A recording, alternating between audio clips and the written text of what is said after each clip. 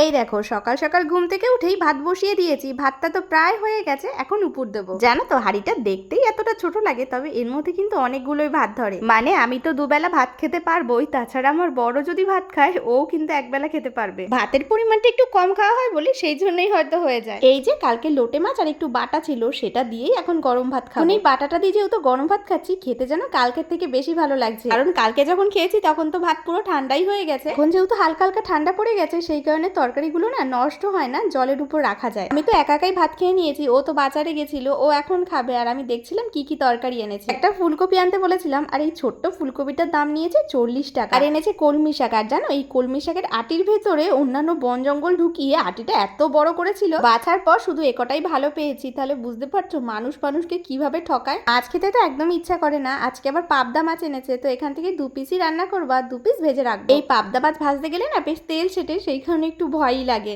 আগের দিনে তো চিংড়ি মাছগুলো ছিল, সেগুলো দিয়ে ভাবছি আজকে একটু টক রান্না করবো, সেই কারণে একটু তেঁতুল গুলিয়ে নিচ্ছি। আর আমার না চিংড়ি মাছ, কাঁকড়া এইসবের টক খেতে হেব্বি লাগে। এরই ফাঁকে আবার একটা আপেল খেয়ে নিয়েছি, কারণ আমার কিছুক্ষণ পর পরই খিদে পেয়ে যায়। আর চলো আজকে কি কি রান্না করেছি সেটা তোমাদের দেখাই। এখানে ইলিশ মাছের মাথা দিয়ে কলমি শাক করেছি, আর এই যে পাবদা মাছের ঝাল, আর এইদিকে দেখো হচ্ছে চিংড়ি মাছের টক। রান্না বান্না যেহেতু হয়ে গেছে, বাসনগুলো আমি বাইরেই এনেছি, যেহেতু এখানে জল দিচ্ছে। বাসন মেজে স্নান করে নেব, অন্যান্য কাজগুলো তো সব হয়ে গেছে। তো স্নান করার পর দেখো পুজো দিয়ে খেতে বসে পড়েছি। আজকে আমি পুরো ভাতটাই টক দিয়ে খেয়েছি, কারণ টকটা আমার এতটাই ভালো লেগেছে। বিকালের দিকে আজকে আবার একটু ঝাল করাই মাখিয়েছিলাম, ভেবেছিলাম ও খাবে, কিন্তু জানো তো ও আর শেষমেশ খায়নি। এইটুকু ঝাল করে খাওয়া আমার কাছে কোনো ব্যাপারই না, কিন্তু খাওয়ার পর শেষমেশ পেটে জ্বালা করে, এটাই হচ্ছে সমস্যা।